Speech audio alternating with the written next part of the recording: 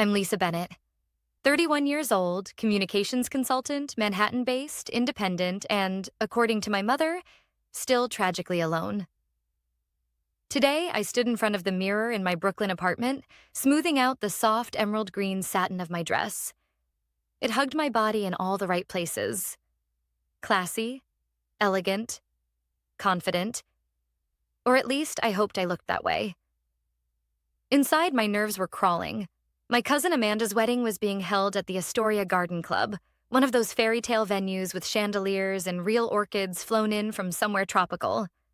My whole extended family would be there, and I would be walking in solo. I had debated not going. Really, the invitation had arrived 2 months ago, addressed formally, Lisa Bennett plus guest, like a gentle slap in the face. As if the universe wanted to remind me I'd just ended a 6-year relationship that should have ended at year 2. But I wasn't going to let them see me broken. The moment I walked in, conversations dipped. Aunt Margie, holding a mimosa with too much pulp, elbowed Uncle Ray. She came alone. I heard her say, not even bothering to whisper. Poor Lisa, such a shame. 31 and not even dating? I didn't flinch. I've trained myself not to. But inside, that old sting returned. From across the room, I caught Mom's sigh before I even saw her. She was standing with her signature glass of white wine and that soft look of pity she always wore like pearls. She'll never find someone, she said to no one and everyone. She works too much. Men don't like women like that. I smiled politely, nodded at a few people, and made my way to the bar. The bartender didn't even ask. Just handed me a Prosecco like he'd seen it a dozen times. The single woman's survival glass. You know that moment when your whole life plays in your head and you ask yourself, how did I end up here?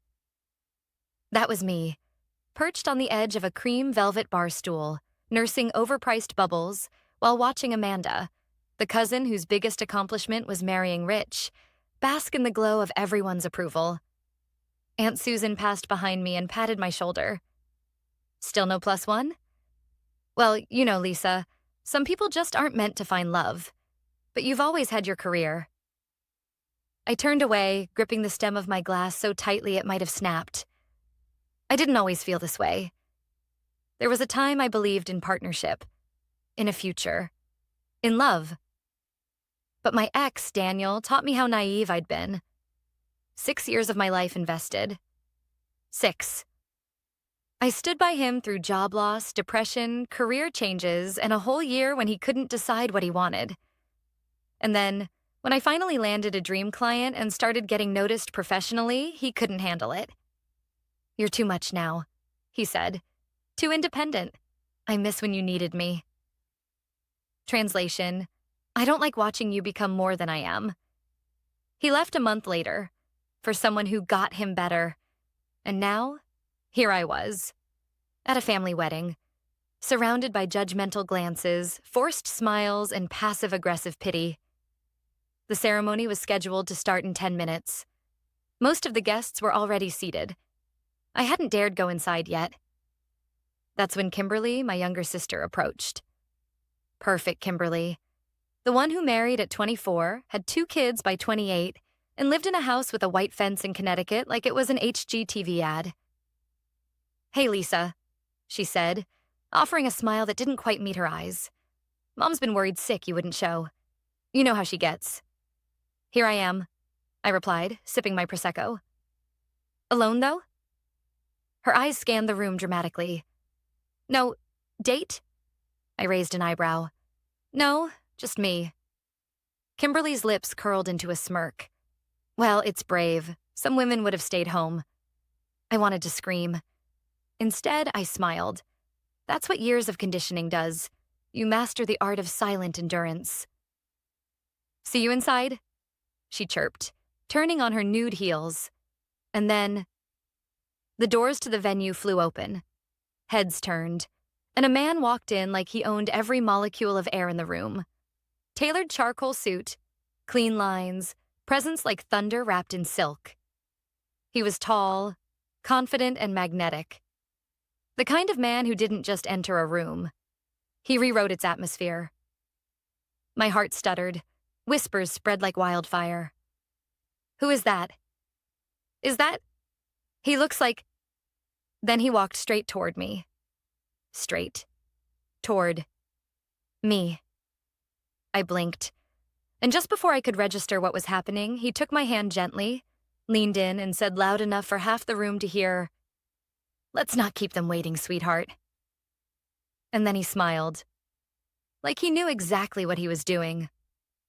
For a split second, I forgot how to breathe. His hand was warm, confident, and steady in mine. My first instinct was to pull away. But something in his expression, a mixture of quiet reassurance and deliberate intention, made me pause. "Let's not keep them waiting, sweetheart," he repeated, softer this time, just for me. I opened my mouth to speak, but nothing came out. All I could do was follow as he gently guided me away from the bar, across the polished wood floor, and straight into the center of the wedding venue. The room had fallen mostly silent. Guests shifted in their chairs. Heads swiveled. Whispers buzzed at low volume. Out of the corner of my eye, I saw my mother's wine glass tilt midair, frozen in shock. Kimberly's jaw quite literally dropped. Amanda, still glowing in bridal perfection, stood near the arch, blinking in confusion. We stopped just inside the main aisle. And then he turned to face me, as if this were completely normal. As if we were just fashionably late to a wedding we were meant to attend together. I finally found my voice. Who are you?" He leaned in, speaking just beneath the volume of the whispers surrounding us. "Play along, just for a few minutes. I'll explain everything." I promise. I stared into his face. Square jaw, piercing gray-blue eyes, not a trace of hesitation. He looked like someone who had never fumbled a decision in his life. And for reasons I still can't explain, I nodded. He led me to the second row, where a few seats had been marked as reserved. The usher didn't even question it. The man nodded politely, and we were seated. Silence still lingered in the air. And then, almost on cue, the music resumed. Amanda's entrance music. Canon in D, because of course, wafted from the quartet, and the ceremony continued. I barely registered the words exchanged at the altar. My heart was pounding, my mind racing. I turned slightly toward him, whispering through clenched teeth. "Are you some kind of wedding crasher?" A smile tugged at the edge of his mouth. "Technically, no, I was invited. I just didn't RSVP. "Do I know you?" "No," he said. "But I know you, Lisa." I froze. "What?" "I recognized you the moment I walked in. You gave a keynote at the New York Brand Strategy Summit last October. Emotional clarity and crisis communication. You crushed it." I blinked, stunned. "You were there?" "In the front row." Of course, that conference was the one thing I'd truly been proud of in the last 2 years. I'd spoken in front of 500 people, and I remembered a man in the front row. Thought he looked vaguely familiar, but in the moment, I chalked it up to nerves. "And you just decided to walk into a wedding and pretend to be my date?" I asked. He leaned in again. "I heard your sister at the bar, the way she spoke about you. I don't like bullies, so I figured maybe today you could use someone in your corner." Before I could respond, the officiant said, "You may now kiss the bride." And polite applause spread through the room. I clapped numbly, my thoughts still trying to catch up to what had just happened. This stranger, this very attractive, well-dressed stranger, had walked into a social battlefield and picked a side. Mine. As the ceremony ended and people began filing out toward the reception hall, I whispered, "Okay, I'm going to need more than a mysterious hero complex. Who are you, really?" He stood and offered his arm. "Sebastian. Sebastian Cole." The name hit me like a freight train. "You're the Sebastian Cole?" "Depends who you ask," he said with a wink. I nearly tripped over my heels. Sebastian Cole, tech entrepreneur, billionaire founder of Cole Innovations, regular on Forbes' under 40 to watch list. That Sebastian Cole. I remembered seeing his face on a cover once while waiting at a newsstand. The article headline had said something about him being brilliant, elusive, and impossibly private. And you just happened to be at my cousin's wedding? He grinned. Amanda's fiancé works for one of my subsidiaries. We had lunch last month, and he mentioned the wedding. When I heard the venue, I figured I might stop by and say a quick hello. Why didn't you tell anyone you were coming? He shrugged. I don't do well with a lot of attention or expectations, and I was going to leave until I saw you. We were at the edge of the ballroom now. The doors to the reception area stood open, revealing candlelit tables, a champagne tower, and guests gathering in curious clusters. Sebastian looked down at me. I can disappear right now if you want. Pretend none of this happened. I paused. The voices of judgment still echoed in my mind. My mother's sigh, Kimberly's smirk, Aunt Margie's commentary. Or I could walk in with Sebastian Cole. Let's not keep them waiting, I said quietly, echoing his earlier words. His smile widened. And together, we stepped into the ballroom, arm in arm under the stunned gazes of everyone who'd ever written me off. The moment we stepped into the ballroom, you could feel the air shift, not in a cinematic way, with gasps and dramatic music, but in that real way, when people suddenly stop mid-sentence and try to pretend they weren't just talking about you. Everyone was staring. My family, Amanda's bridesmaids, even the staff behind the buffet. And Sebastian? He didn't flinch. He owned the moment like it was another boardroom meeting. Calm, composed, and completely unbothered by the sea of eyes now glued to us. The wedding planner blinked twice when she saw us. She recovered quickly, gesturing toward the seating chart. Mr. Cole, we hadn't accounted for... Sebastian gave her a polite nod. Don't worry, Lisa and I will take care of it. He leaned toward me. Do you know where they put you? I bit the inside of my cheek. I was at table 19, the singles table, with cousin Donnie, my divorced great uncle, and a girl who's in high school. Not ideal, he said dryly. He scanned the room until his eyes landed on Amanda's father, Uncle Gerald, who was deep in conversation near the head table. Sebastian gave him a slight nod. Gerald's eyes widened, and he motioned quickly to the wedding planner. Within seconds, someone was pulling an extra chair to a half-empty table near the front. VIP territory. And just like that, I was moved. Social upgrade complete. Sebastian pulled my chair out for me. After you, Ms. Bennett. I sat down slowly, still processing the absurdity of the moment. He took the seat beside me, adjusted his cufflinks, and leaned back like he belonged there.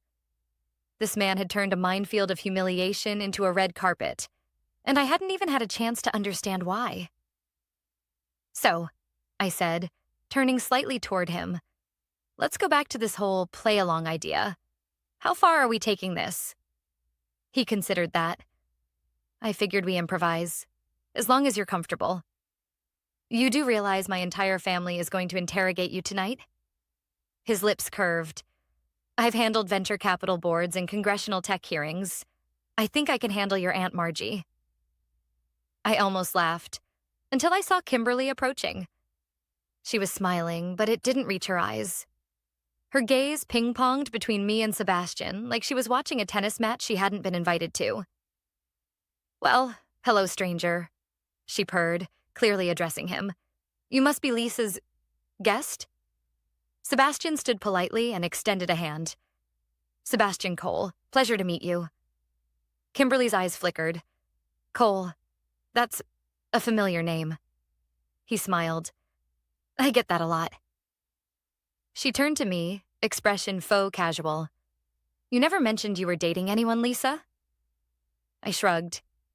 We've been keeping it low-key. She tilted her head. How did you two meet? Sebastian didn't miss a beat. At the New York Brand Strategy Summit last fall, Lisa was a keynote speaker. Kimberly's eyebrows lifted.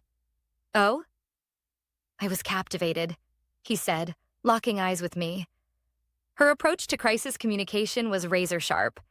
I introduced myself afterward and convinced her to grab a drink. Been trying to keep up with her ever since. My cheeks flushed. The worst part? It didn't feel like an act. Well, Kimberly said, voice tightening, I hope you have a strong backbone. Lisa's always been intense. Sebastian's smile sharpened just a little. I admire intensity. It's usually a sign of someone who knows what they want. I almost wanted to high-five him. Kimberly blinked, clearly not used to being outmaneuvered in casual conversation. I'm sure we'll talk more later, she said coolly before turning on her heel. When she was out of earshot, I exhaled slowly. You didn't have to do that. Do what? Defend me. Make it sound like I'm someone worth being proud of. He looked at me, and for the first time, his smile softened. I didn't make anything up, Lisa. Everything I said was true. The band started playing something jazzy in the background, and dinner began. Between bites of seared salmon and risotto, we fell into conversation. Real conversation. He asked about my job, how I'd built my freelance communications business after walking away from the PR agency world. I told him about clients who tried to underpay, media crises I'd diffused, and that moment I knew I'd made the right decision.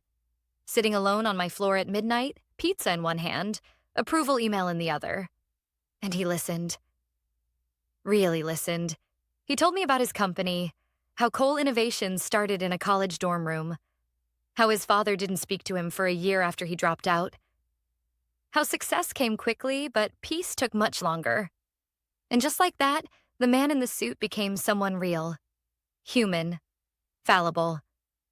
Halfway through dessert, Sebastian leaned in and said, By the way, you've got at least 4 people staring at you like they've just realized you're not invisible. I looked around. He wasn't wrong. Kimberly was watching. So was Aunt Margie. And my mom, who'd spent the last decade lamenting my dating life, was now whispering behind her napkin like I'd become royalty overnight. They're shocked, I said quietly. They're seeing a version of me they didn't think existed. Sebastian touched my hand lightly. Maybe it's time they met the real version. For the first time in years, I wasn't shrinking to fit their comfort. I was finally expanding into my own story.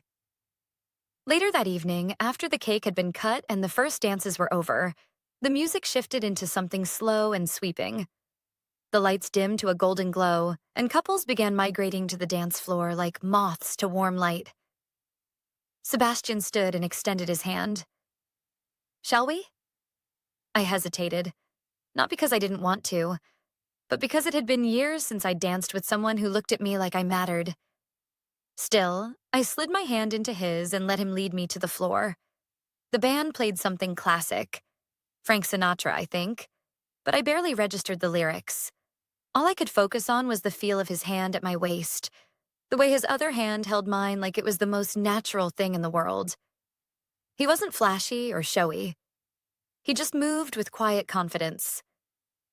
We found a rhythm almost immediately, a slow, easy back and forth that somehow felt like we'd done this before. You're surprisingly good at this, I said, breaking the silence. He chuckled. Mandatory lessons at boarding school. My mother believed every gentleman should know how to waltz and how to apologize properly. Did she teach you the latter too? She tried, he said, his smile faltering for the first time all evening. We danced in silence for a few more seconds.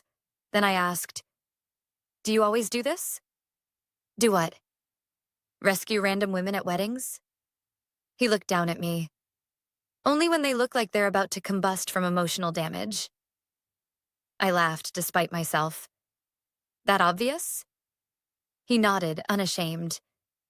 You walked in with your spine straight, chin up, pretending not to notice the dozens of eyes dissecting you. That takes guts. It takes practice, I corrected. We kept moving.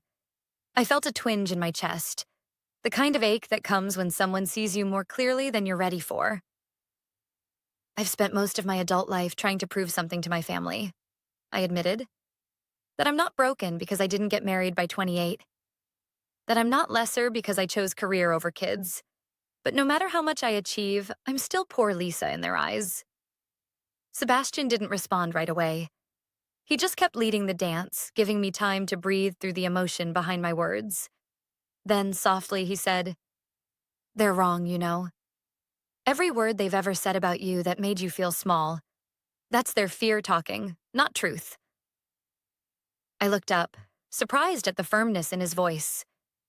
"You can always tell when people aren't comfortable with someone who knows who they are," he added. Before I could respond, someone tapped him on the shoulder. It was Amanda's new husband, Jason, I think. He looked nervous, shifting his weight from one foot to the other. "Sorry to interrupt. Sebastian, can I borrow you for a second? Something with the payment system for the venue. We're locked out of the app and—" Sebastian gave me an apologetic glance. "Business emergencies follow me everywhere." He kissed my hand, a move that would have felt corny from anyone else, and turned to go with Jason. As I walked off the dance floor, I found myself face to face with my mother. She held a nearly empty glass of Chardonnay and a purse clutched tightly under one arm. Her eyes scanned me from head to toe. "Well," she said slowly, "that was quite the performance." I blinked. "Excuse me?" "Sebastian Cole?" she said, tone skeptical. "I Googled him during dinner. Do you really expect us to believe you're dating one of the most private men in America? You've never mentioned him. Not once. Because I don't report my love life to the family gossip circle." Her eyebrows rose. "So he's real?" I folded my arms. "Yes, Mom, he's real." She sighed like I'd disappointed her by breathing. "Just be careful, Lisa. Men like that, they don't settle down with women like you." I felt the words like a slap. Women like me. She meant ordinary, real, flawed.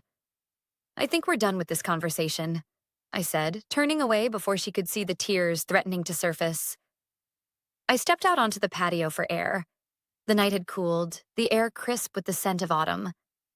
A string of white lights twinkled above, and for a few blessed minutes, I was alone. Until Kimberly appeared beside me, arms crossed. "Well," she said, voice light but barbed. "Congratulations." I said nothing. "He seems very convincing," she continued. "You even had Aunt Margie believing it." I turned to face her. "Do you ever get tired of this? The snide comments, the constant digs. What exactly do you gain from making me feel small?" Kimberly rolled her eyes. "Oh, please, don't play the victim." "I'm not playing anything," I said quietly. "I'm just done shrinking so you can shine." For once, she didn't have a comeback.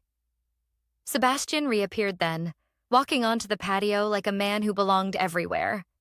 He slipped an arm around my waist and kissed the side of my head. "You okay?" he asked softly.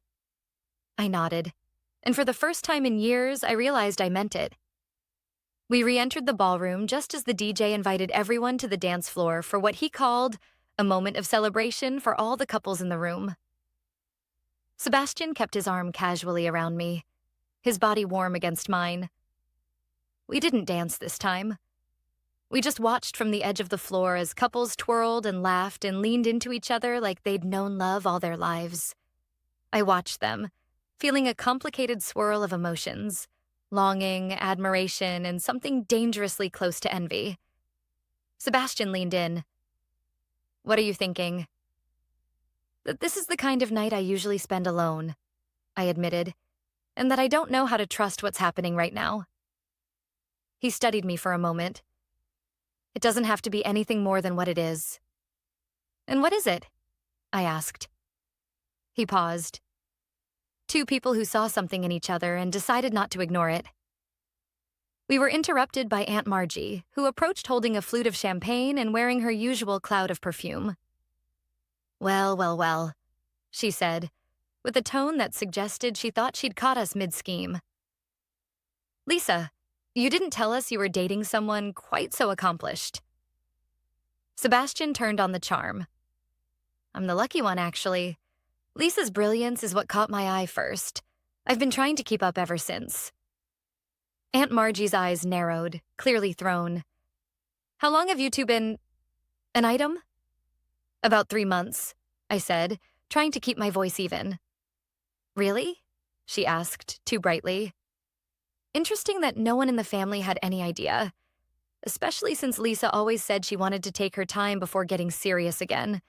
After Daniel, of course. I stiffened at the mention of his name. Sebastian's eyes flicked to me for a brief second, then back to Margie. Some connections don't operate on timelines, he said gently. They either work or they don't. Well, Aunt Margie said, defeated but unwilling to show it. We'll see how long this one lasts. As she floated away, I exhaled. She's been like that since I was 12. Sebastian looked at me carefully. Can I ask you something? I nodded. He reached into his jacket pocket and pulled out a folded piece of paper. I wasn't completely honest about how I knew you'd be here tonight. I froze. What do you mean? He handed me the paper. I opened it slowly, fingers trembling. It was a printed guest list, Amanda's, on official wedding letterhead.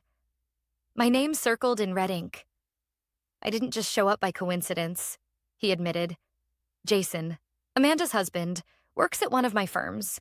We had lunch last week. He mentioned the wedding and your name came up. He mentioned you were coming alone. My stomach dropped. So what? This was some kind of mission? No, he said quickly. Not like that. When I heard your name, it rang a bell. I remembered the conference. I remembered how you spoke, how confident and sharp you were. I'd meant to reach out back then, but the timing never worked. When I realized you'd be here, I thought, maybe I'd get a second chance. A second chance to what? I asked, voice low. To introduce myself, to meet you without a stage between us. I folded the list. And the dramatic entrance? He smiled sheepishly.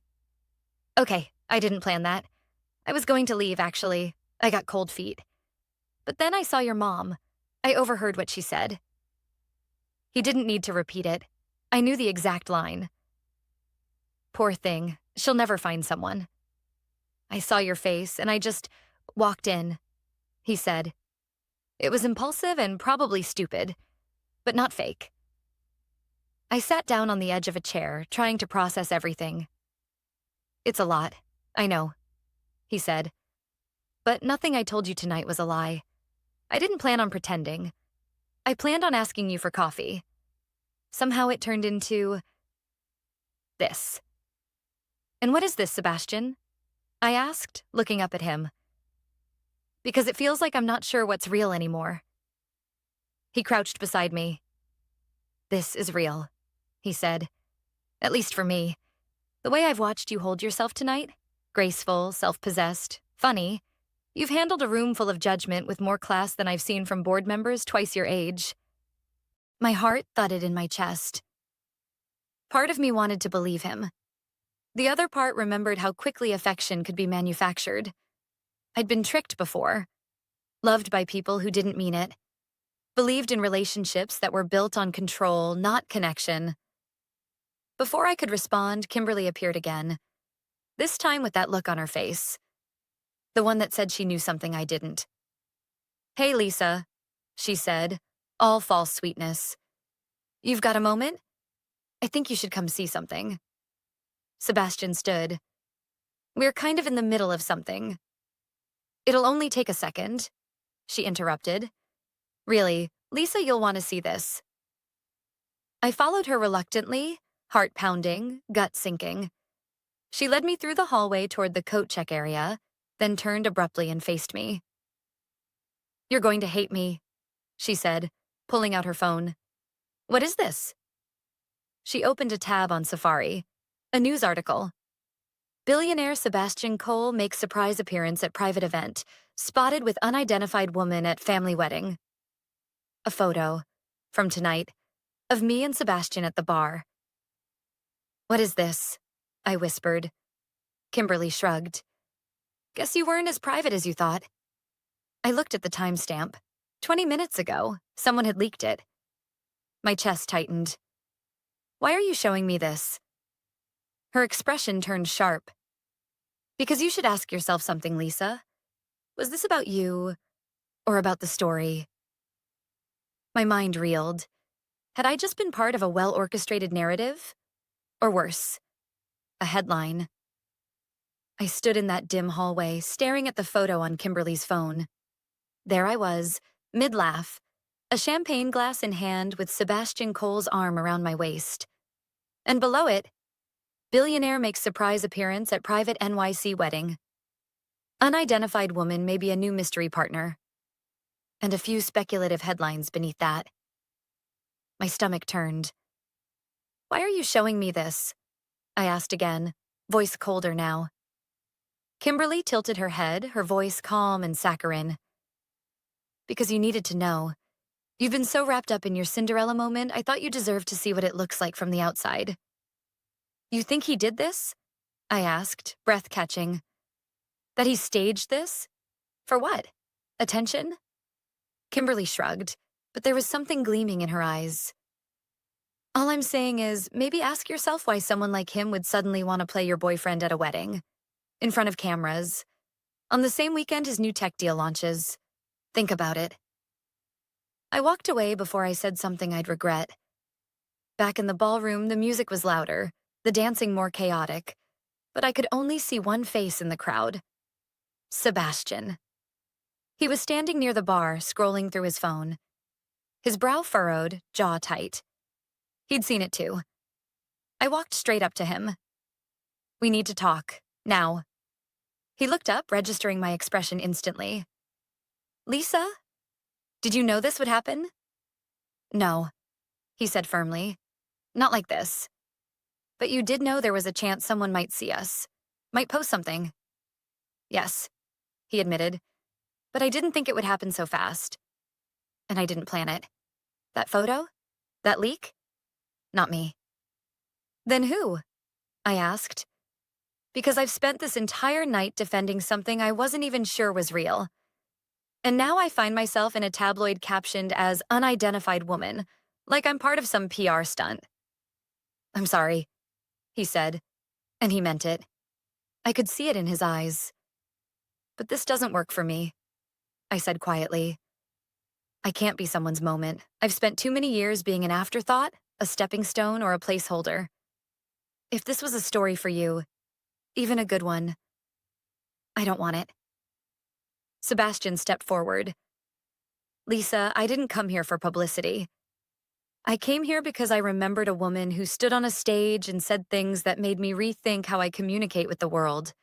Because when Jason mentioned your name, something clicked, and I thought, maybe that moment in October wasn't supposed to be the end of it. I swallowed, hard. But you didn't give me a choice. You stepped into my life without asking. You walked in, hand outstretched, and I followed you, because I was desperate not to feel small. His voice softened. You were never small. I know that now, I said. But I had to learn it the hard way. He nodded, stepping back. If you ask me to leave, I will. But I hope you won't. I didn't fake what I felt tonight, Lisa. Not the way I looked at you. Not the way we danced. And definitely not the way I'll remember this moment. I didn't say anything. I couldn't. So he turned, slow and sure, and walked out of the ballroom. And just like that, the moment ended. I didn't cry. I didn't chase him. I just stood there, strangely calm, as if something inside me had finally clicked into place. I left an hour later, with no dramatic farewell, no goodbyes. Just a quiet walk out into the cool New York night. The air tasted like endings. And maybe, just maybe, new beginnings too. 3 weeks passed. No texts, no calls. I got back to work. Signed a new client. Reorganized my apartment. Went on a solo hike upstate and cried at the top of a trail for no particular reason other than knowing I could. Then one Thursday morning, a small package arrived at my office. No return address. Inside was a single object. A paperback book with a worn spine. Daring Greatly by Brené Brown. Tucked inside was a handwritten note. Because you did. S. I stared at it for a long time, unsure whether to laugh or cry. In the end, I did both. 2 months later, we crossed paths again. Not planned, not staged.